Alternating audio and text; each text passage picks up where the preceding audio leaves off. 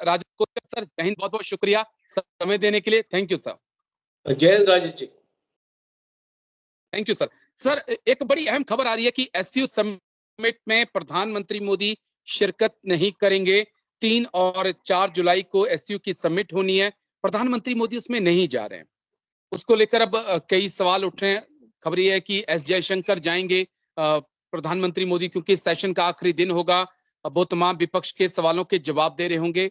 वहां तक चीजें ठीक नजर आती हैं, लेकिन पिछले साल अचानक से एससीओ को ऑनलाइन में तब्दील कर देना और फिर ब्रिक्स के अंदर भी एक मनमुटाव जैसी स्थिति, अब ये फैसला, आप कैसे एससीओ को और प्रधानमंत्री मोदी के नहीं जाने का क्या इफेक्ट होगा वो देख रहे हैं सर? देखिए राजेश जी, एससीओ एक बहुत इम्पोर्टेंट समिट रही है इंडिया के लिए, और खास तौर पे जो एससीओ के मेंबर्स हैं, जो हमारी आउटरीच सेंट्रल एशियन रिपब्लिक्स के साथ है, और जिस प्रकार से इंडिया उनके साथ कनेक्टिविटी चाहता है, ऑफ कोर्स चाइना भी उसका और रशिया भी एक प्रोमिनेंट उसका हिस्सा है, और पाकिस्तान भी अभी चाह रहा है कि उसकी मेंबरशिप को अप्रूव किया जाए। तो और अगर हम इस सिनेरियो में एक एससीओ की इम्पोर्टेंस देखें तो नॉर्मली एक प्राइम मिनिस्टर इसको अवॉइड नहीं करेगा। हमने अभी तक जितनी एससीओ की समिट्स हैं, हमने इसको देखा कि तकरीबन जो हेड ऑफ स्टेट्स हैं सारे कंट्रीज के, वहाँ अटेंड करते हैं। एक प्रोटोकॉल भी होता है, जब ऐसी समिट्स होती है उसमें एक प्रोटोकॉल होता है, क्योंकि आप अपने एक एक्सटर्नल अफेयर्स मिनिस्टर को वहाँ पे नहीं भेज सकते इतनी इंपॉर्टेंट समिट के लिए, क्योंकि वहाँ पे सारे हेड ऑफ स्टेट्स होंगे। तो आपकी भी रिप्रेजेंटेशन उसी वेटेज में और उसी मेजर में होनी चाहिए।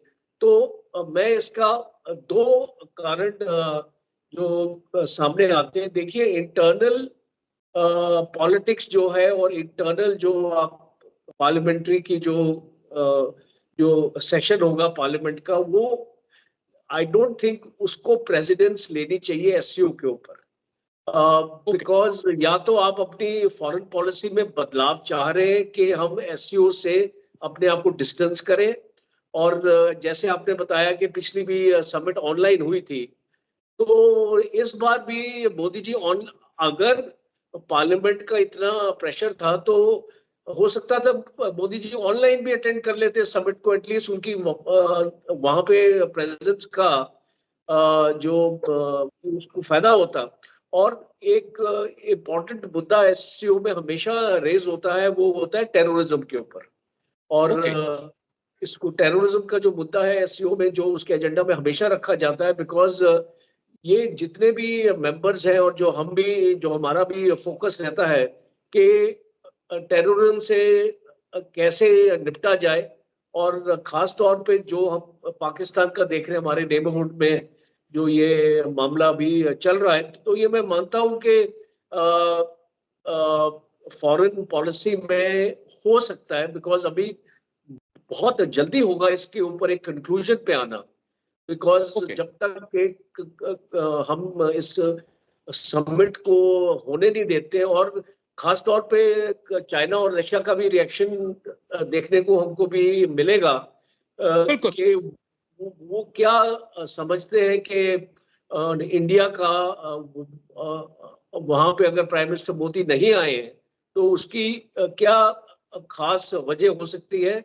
मुझे ऐसा लगता नहीं है कि पार्लियामेंट की वजह से ही प्राइम मिनिस्टर मोदी नहीं जा रहे, बिकॉज पार्लियामेंट को हैंडल करने के लिए अमित शाह है और बाकी लोग हैं यहाँ पे, जो 3-4 दिन की समिट होती है, कोई इतना ज्यादा लंबा पीरियड भी नहीं है समिट का। तो देखते हैं राजेश जी, बहुत जल्दी होगा इसके ऊपर एक और दो फैसला बड़े इंटरेस्टिंग है जी, 2 पॉइंट बड़े इंटरेस्टिंग है सर।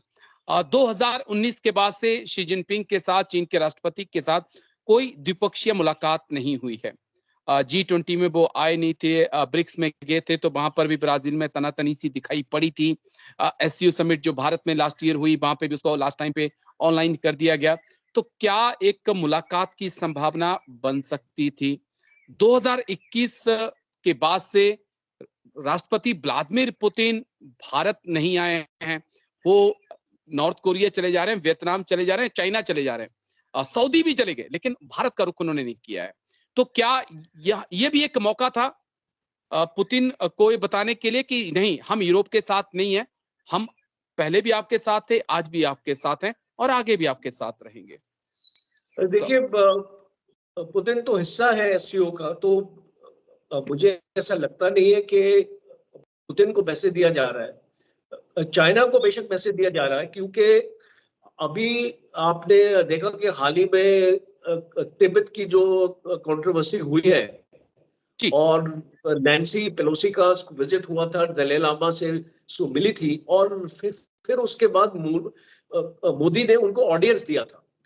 जो कांग्रेस डेलीगेशन आया था, जो उनका जो डिप्टी लीडर है कांग्रेस पार्टी का वहां पे अमेरिका में, वो इस डेलीगेशन को हेड कर रहा था। तो वो प्राइम मिनिस्टर मोदी से भी मिले थे, और स्पेशली दलाई लामा के मिलने के बाद तो जो चाइना उससे एक तो नाखुश था, दूसरा जो जैसी स्टेटमेंट्स चाइना की आ रही है, आप जानते हैं कि अभी चाइना ने काफी देर के बाद, 1.5 साल के बाद, एक एम्बेसडर इंडिया में पोस्ट किया है, और हाल ही में वो एम्बेसडर ने आके मिनिस्टर ऑफ एक्सटर्नल अफेयर्स के साथ, हम देख रहे थे कल या परसों एक मीटिंग भी हुई है।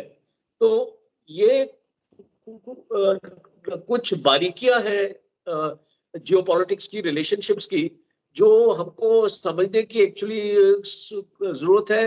और मैं ये अभी समझता हूँ कि प्राइम मिनिस्टर मोदी अभी शायद वो समझते हैं कि अभी समय ठीक नहीं है जी जिनपिंग से मिलने का। अभी बॉर्डर का जो विवाद है वो और भी गहराता जा रहा है, और जिस तरीके से डिप्लॉयमेंट्स हम एलएसी के ऊपर चाइना की देखते हैं, और भारत भी अपने डिप्लॉयमेंट्स को वहां मजबूत कर रहा है, और वहां पे अनस्टेबिलिटी नजर आती है।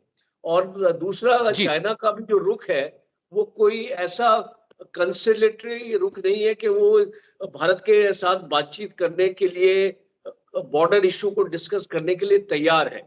तो ये सारी चीजें, जितने भी हम ये समिट्स की बात करते हैं, इसमें बायलैटरल इसको रिलेशंस भी बहुत इंपॉर्टेंट रोल प्ले करते हैं। और जब आपके बायलैटरल रिलेशंस अच्छे नहीं होंगे एक दूसरे के साथ, तो आप कोई भी समिट का हिस्सा हो जाए, उसका आपको कोई ग्रेट एडवांटेज मिलने वाला नहीं। ठीक है सर, बस एक आखिरी सवाल, क्योंकि सार्क में भारत ने जाना बंद किया, सार्क खत्म हो गया, ब्रिक्स के अंदर लगातार पाकिस्तान की एंट्री की कोशिश चल रही है, और चाइना चाहता है, रूस पे प्रेशर भी बना रहा है कि पाकिस्तान की इसकी एंट्री करवाई जाए। वहां पे ये भी खबरें चल रही हैं कि भारत को यहाँ पर भी साइडलाइन करने की कोशिश की जा रही है। एससीओ में भारत नहीं जा रहा है, क्या कुछ हो रहा है सर आपकी नजर में? मैं जो सिंपल सा सवाल पूछ रहा हूँ कि क्या हम जिस प्रकार से प्रधानमंत्री मोदी G7 में, G20 में या यूरोप में दिलचस्पी हमारी बढ़ रही है, क्या हम उस तरफ रुख कर रहे हैं अपना, यूरोप की तरफ? एक रैंडम थॉट है।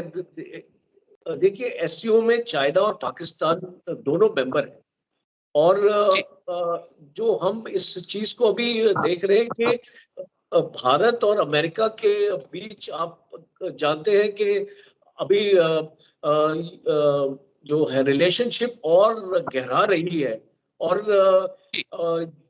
और आज ही स्टेटमेंट आई है अमेरिका की, वो पन्नू के मामले में, कि भारत से हमारी बात हुई है, और भारत अपना जो भी जो इंस्टीट्यूशनल रिफॉर्म्स कर रहा है, इंस्टीट्यूशनल रिफॉर्म्स की बात आई है। तो ये एक बहुत सिग्निफिकेंट स्टेटमेंट है अमेरिका से, इसको हमको नजरअंदाज नहीं करना चाहिए। तो ऐसा मुझे ऐसा दिखने में आ रहा है, क्योंकि चाइना और रशिया की गहराई और बढ़ती जा रही है, और वो इंडिया को अनकंफर्टेबल करती है। बिकॉज कोई भी अगर कॉन्फ्लिक्ट होता है चाइना के साथ, रशिया अगर भारत की मदद नहीं करेगा तो इंडिया को तकलीफ होगी उस चीज में। तो एक वो भी ऐसी चीज है। तो ब्रिक्स को लेके और एससीओ को लेके हो सकता है एक फॉरेन पॉलिसी का आपको रिव्यू देखने को मिले दो, भारत इनको छोड़ेगा नहीं, बिकॉज ये इम्पोर्टेंट फोरम है और इसमें भारत का होना बहुत जरूरी है, बिकॉज एक बैलेंस मिलता है इन फोरम्स में। नहीं तो चाइना, पाकिस्तान, रशिया अगर एक तरफ हो जाए और भारत एक तरफ हो जाए तो सेंट्रल एशियन रिपब्लिक ही बच जाती है। तो इसीलिए इसको बैलेंस करने के लिए भी आई थिंक भारत का वहां पे होना जरूरी है। और मैं ये इसको मेरी ये राय, और मैं मानता हूं कि प्राइम मिनिस्टर मोदी को इसको अटेंड करना चाहिए था। जी सर, चलिए बहुत बहुत शुक्रिया आपका, बहुत बहुत शुक्रिया सर, समय दिया आपने, थैंक यू इसके लिए। Jain sir, thank you. जय हिंद, thank you sir, thank you sir.